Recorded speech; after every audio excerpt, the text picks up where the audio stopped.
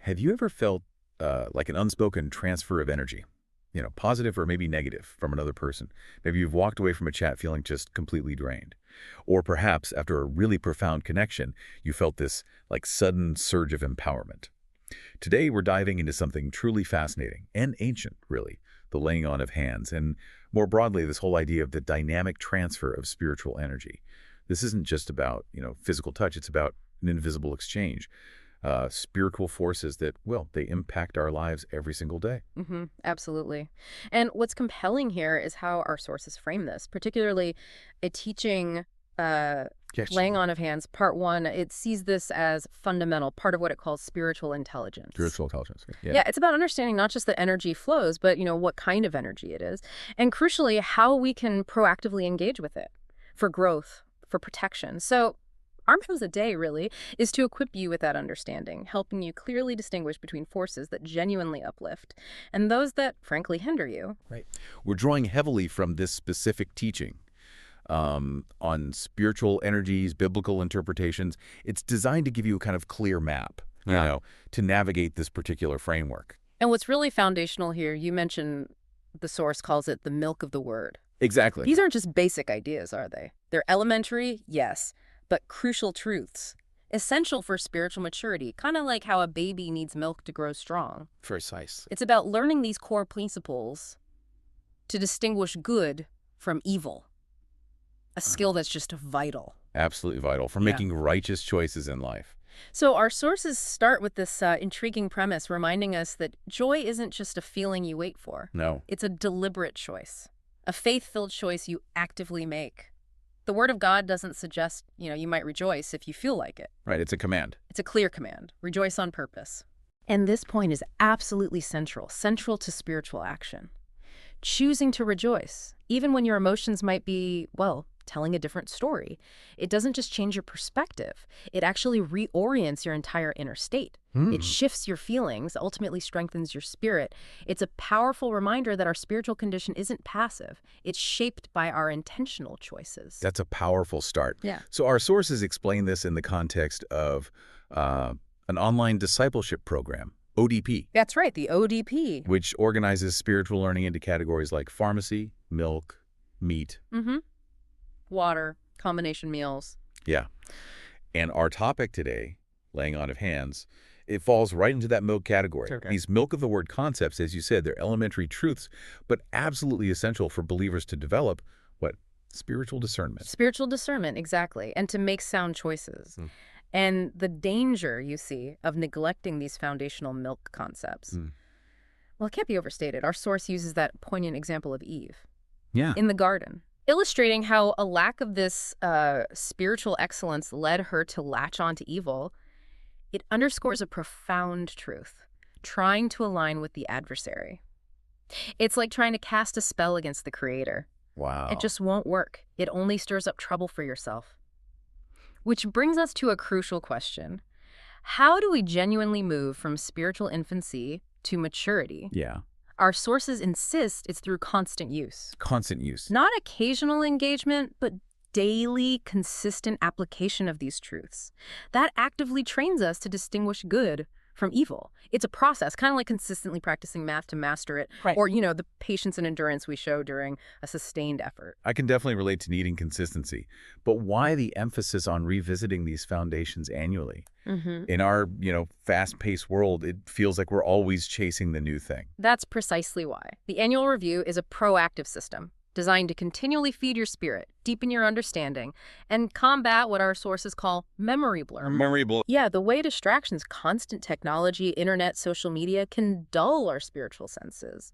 Without this consistent feeding, judgment can become, murky, Murky. Makes sense. making it difficult to discern good from evil when it really counts. Okay, let's delve deeper into the core concept then, laying on of hands. Yeah, Our sources describe it as much more than just a gesture. much more. They present it as an institutionalized biblical method for transferring spiritual energy. Oh. often through physical contact. Right.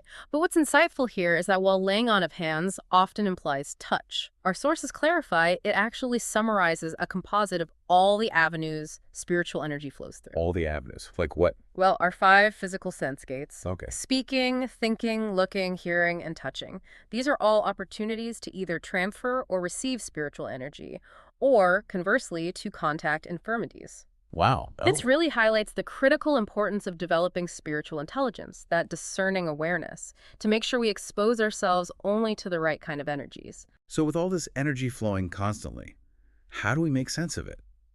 Our sources help by categorizing it, right, into 2 main types. Indeed. That gives us a powerful framework. Let's start with the positive spiritual energies. Okay. First, there's incense. Our sources describe this as God's raw material for supernatural actions. Raw material? Yeah, imagine it like a spiritual atmosphere conditioner, actively creating a tangible, heavenly environment around you, filling your space with godliness, peace, joy. So it cleans the air, spiritually speaking. Exactly. It literally sanitizes your spiritual air from negative influences, like using hand sanitizer after visiting a playground.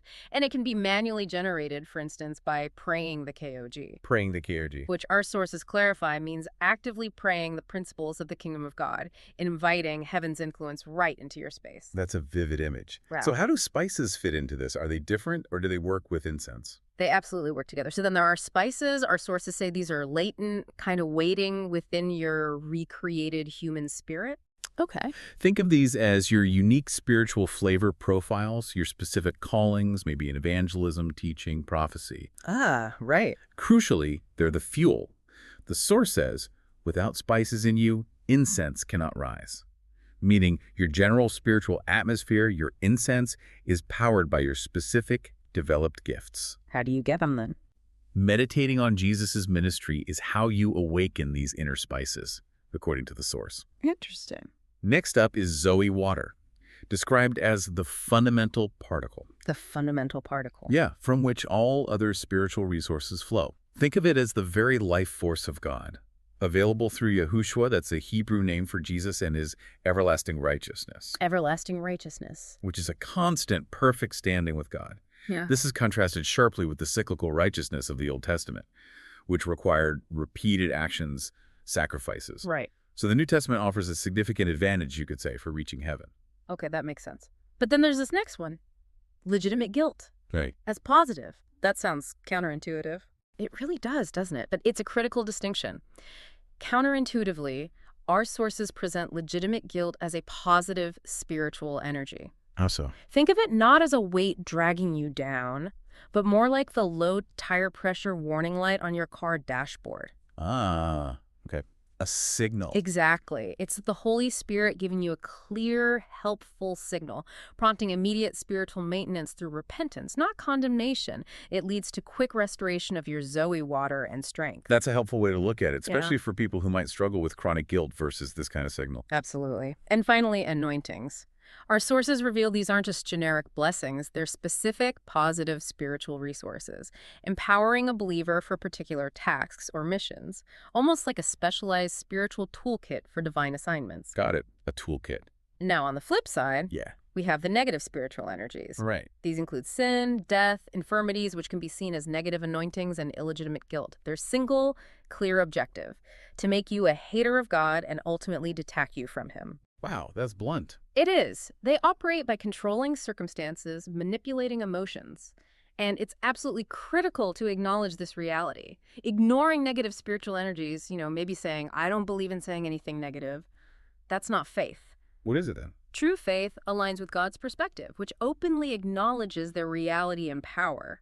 A powerful example from our source: leaving a conversation feeling scared, lost, confused. Yeah, I mentioned that feeling drained thing earlier. Exactly. That's a clear transmission of negative spiritual energy, even if you didn't see anything happen. That makes so much sense of those moments. You just feel inexplicably, bad afterwards.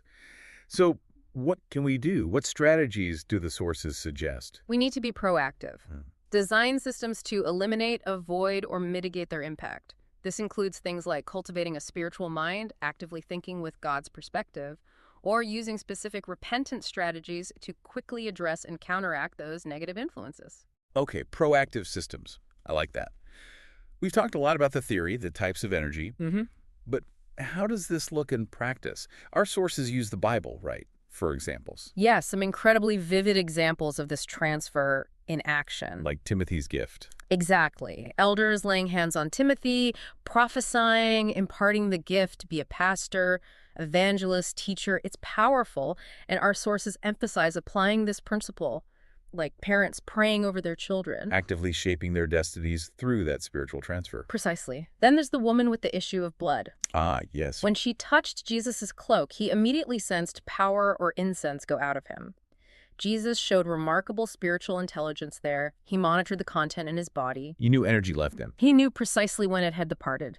This miracle highlights two essential elements: the virtue, the power flowing from a physical agent, and the act of faith of the recipient. Both were key. Both needed. We also see really intense physical action for spiritual transfer in stories like Elijah and the widow's son. Elijah stretched himself on the boy 3 times, the source says, for maximum contact of incense. Wow, 3 times. And Paul did something similar for Eutychus. These weren't casual gestures. They were deeply intentional physical actions for spiritual impartation. And didn't Paul use handkerchiefs too? Yes, Paul's handkerchiefs. Even indirect contact via cloths and handkerchiefs that had touched Paul carried healing. It shows the transfer doesn't always need direct skin-to-skin touch. That's quite remarkable, the range of ways this can happen. But like any powerful force, I guess there's a cautionary side.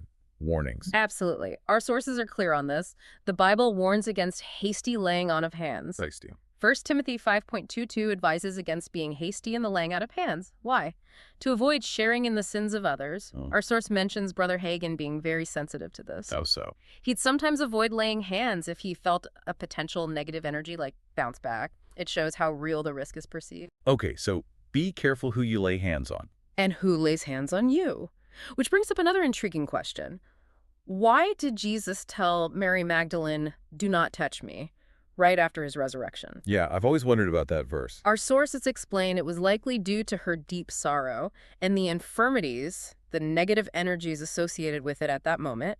Jesus, using his spiritual intelligence, was deliberately avoiding a transfer of negative energy at a critical point in his journey. Protecting himself in a way. In a spiritual sense, yes. We also see the ritual transfer of guilt in Leviticus. Guilt for blasphemy was ritually transferred to the accused by laying on of hands before stoning. A stark example of negative transfer. Wow. Okay, so it works both ways, clearly. Definitely. And connecting this to a broader principle, our sources clarify a crucial distinction about anointing. Anointing. Yes. There's the anointing within, which gives you life and light to please God. That's foundational. But the anointing upon is entirely different. How so? It's described as an inheritance, a reward specifically for passing certain father's fire tests. Fire test. Intense trials, spiritual challenges. Think of it like a diploma you earn through rigorous effort. You can't just hand it to someone. Ah, okay. It's earned, not just given. Precisely. And what's truly profound here is the story of Elijah and Elisha. In 2 Kings 2, Elisha didn't just get Elijah's anointing because he asked. Right, he had to follow him. He had to faithfully follow Elijah through Gilgal, Bethel, Jericho, Jordan, places symbolizing intense spiritual battles, deep revelation, stepping way out of his comfort zone. That was quite the journey. It was. And it was after that journey of endurance, of overcoming trials, that he received his double portion anointing.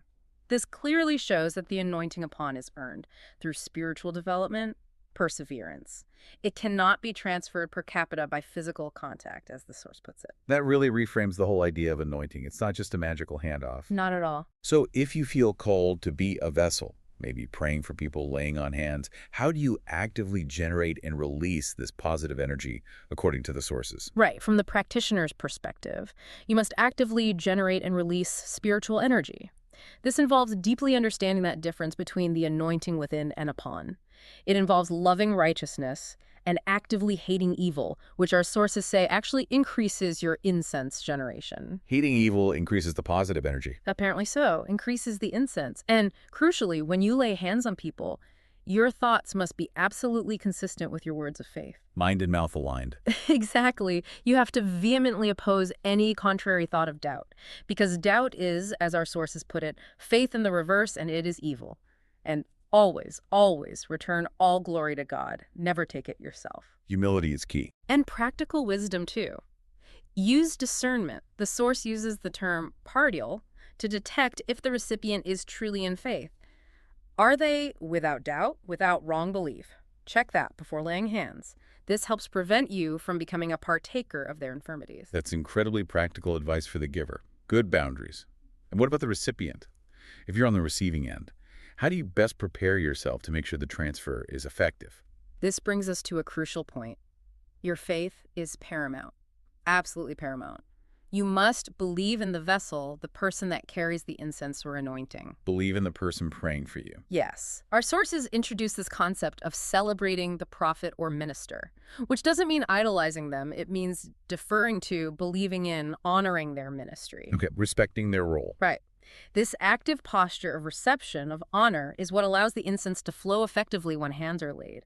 The power of unbelief is so clear with Jesus in his hometown, Mark 6. He couldn't do miracles there. He could not do any miracles over there, precisely because their unbelief, their lack of honor, blocked the transfer of positive spiritual energy. Wow, so the recipient state matters hugely. Hugely. So for effective transfer, we need to be aware of potential blockers. Things like insufficient incense in the giver, the presence of treason, which the source defines as unbelief, doubt, wrong belief, tradition in the recipient. Treason, strong word. It is. Also, oppositions in the heavenlies and double-mindedness can block things. Okay, lots to consider on both sides. Wow, this has been a truly insightful deep dive into this whole world of spiritual energy transfer. From the foundational choice of joy all the way to understanding the flow of incense, spices, Zoe water, and even that surprising role of legitimate guilt. We've seen how profound these principles are, impacting everything from, well, physical healing to our journey towards spiritual maturity. Indeed. And this deep dive has really highlighted that spiritual intelligence isn't just some abstract concept. It's a profound, practical wisdom for daily living. It empowers you to discern the energies around you, doesn't it? Yeah. To actively cultivate positive spiritual strength and to proactively protect yourself from negative influences, all while participating fully in your own spiritual growth. So as you go about your day now, Yeah. maybe think about this. If every interaction, every thought, every word can be an avenue for spiritual energy transfer, what kind of atmosphere are you intentionally creating around yourself and, for others? And speaking of actively engaging with spiritual resources, join us next time. We'll be taking a deep dive into spiritual economics, exploring how to manage and multiply these invaluable spiritual assets.